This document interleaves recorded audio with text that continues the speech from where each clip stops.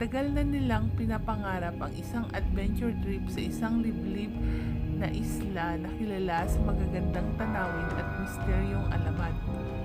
Nang dumating ang araw, sumakay sila ng bangka patungo sa isla na hindi nila alam na puno pala ng lihim. Habang nasa bangka, Ang ganda ng panahon! Perfect na perfect to para sa adventure natin, mga bes! Oo nga eh, sobrang excited na akong mag-camping.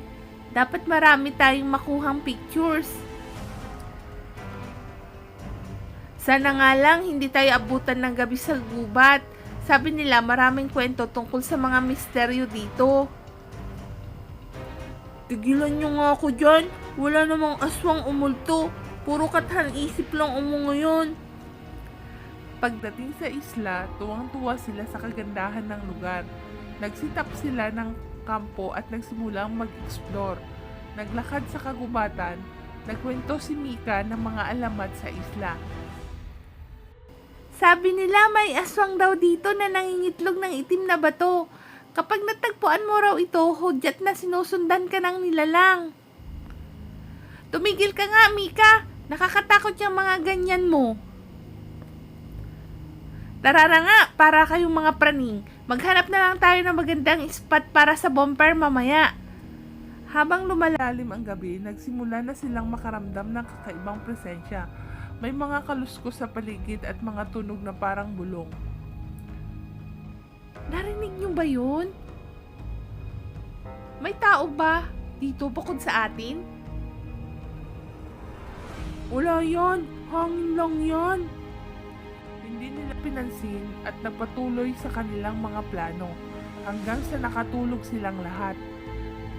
Ngunit, kinabukasan, nagising silang nawawala si Jenny. Guys! Wala si Jenny sa tent! Baka naman nag-CR lang o naglakad-lakad. Huwag muna tayong magpanik. Hindi siya ganun. Hindi siya aalis nang hindi nagpapaalam. Nagpasya na silang hanapin si Jenny. Habang sinusuyod ang kagubatan, biglang narinig nilang malakas na sigaw. Ah! Yun si Jenny! Bilis! Tumakbo sila patungo sa pinagmulan ng sigaw. Nang makita si Jenny, duguan na ito at walang malay. Katabi niya ang isang nilalang, matutulis ang ngipin, mahaba ang kuko at may malaking pakpak. Isa itong aswang.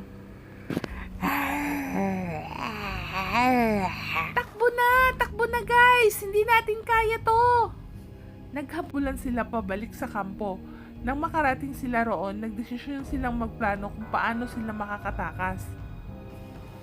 Anong gagawin natin, guys? Kailangan na nating umalis dito bago lumubog ang araw. Hindi na tayo ligtas.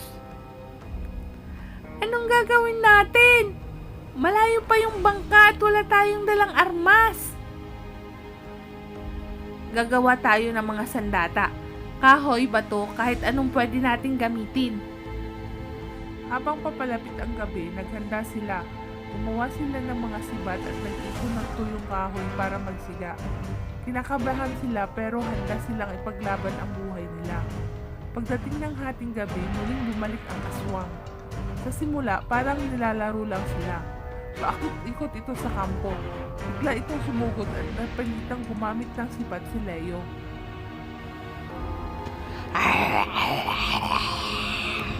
Ngayon, sugod! Subukan nilang ipagtanggol pero mabilis at malakas ang aswang. Nahulog si Brian sa hukay habang tumatakbo. Brian, hawakan mo ang kamay ko! Huwag kang bubitaw!